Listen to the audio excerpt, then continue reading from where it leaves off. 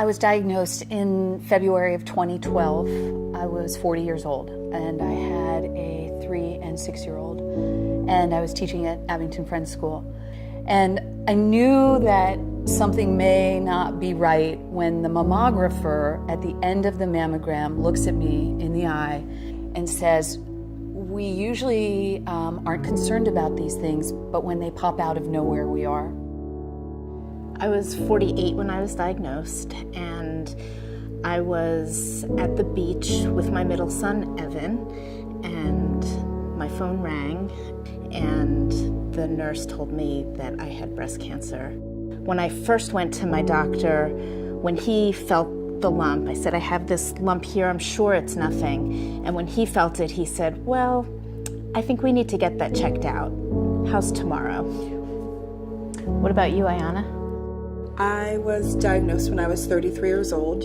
I had just gotten engaged a month before, and I had found a lump earlier in the fall, but my mother was being treated with metastases to her brain at that time. She was diagnosed with metastatic breast cancer 2 years before. She was going through a second round of treatments with a recurrence, and so I was a little apprehensive to go and get myself checked out, but finally did at the prompting of my now husband, Mike. When I found out I had breast cancer, I think my first reaction was sheer terror. I had a 3-year-old, I had a 6-year-old, I had a husband, I had a mortgage, I had a car, like all of these things in your life that, how could anything possibly go on? I think I went into a little bit of denial mode. I thought, well, I'm healthy, I'm strong, it can't be that bad.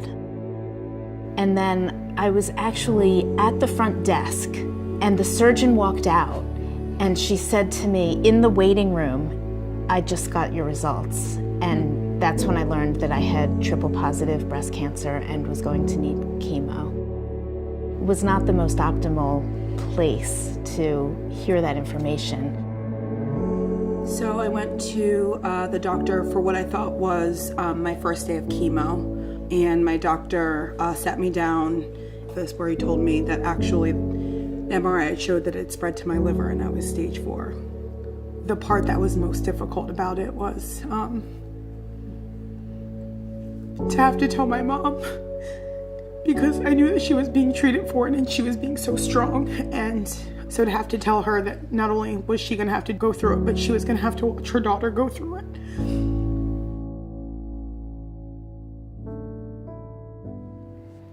I had so much support when I was going through treatment, starting with my husband, Ken, who, when I was at my sickest, I would tell him that I felt horrible, I didn't do anything all day, and he would say, "Judy, you fought cancer all day long." And he just took care of everything so that I could really focus on getting better. My oldest son, Ari, lives in California, but came home a lot that year. And Evan and Noah, they would just greet me at the door walking in from chemo, singing, and they would sit on the couch with me, do their homework, just sit with me, be with me, and it was incredible. You know that there's that love in your life, but cancer offers this rare opportunity to feel the love in such a deeper, unique way. During diagnosis and treatment, I had amazing support. My husband, John, was instrumental.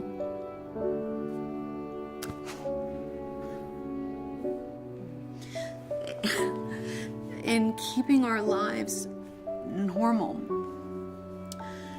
And my girls, Rainey was 6 at the time and Harper was 3. And they were just themselves. Just being 6 and 3 and just being their own natural, sort of demanding little girl's self was amazing. And John came to every appointment, came to every treatment. He was just always there, while he was also stage managing our lives at home. Luckily, he's a professional stage manager. So he's used to managing divas, and that was incredibly helpful. You know, there's so much going on when you're starting a new relationship and you're thinking that you're starting the rest of your life with someone. And we were both young. I was 33, he was 29, and somehow Mike is really like the superhero of caregivers. I wouldn't feel as hopeful as I feel today without his love. I had my extended family come and visit and help me through, and then the community who every day I would come home and there would be flowers on my doorstep or a meal or a card in the mail. I just could not believe the outpouring of caring and love that came my way. My parents, James and Rochelle, were very supportive, and I have a younger brother who I know this was rather hard on. You know, I'm really lucky. My parents have this close-knit group of friends from high school, and every single one of them treats me like I'm one of their own children. Especially the women in that group, since I've lost my mom. They tell me regularly that I am just like one of their children, that they're just a phone call away. I felt throughout the whole time that my whole life had prepared me for this moment. My whole life. Like, I had already made all of the choices that I needed to make. I was in the right job, I was in the right marriage. I had all of my friends, even the ones that lived in Chicago and California, were all there to make getting better possible. Working with Living Beyond Breast Cancer is really helpful for me because, you know, I felt really hugely supported throughout this whole journey.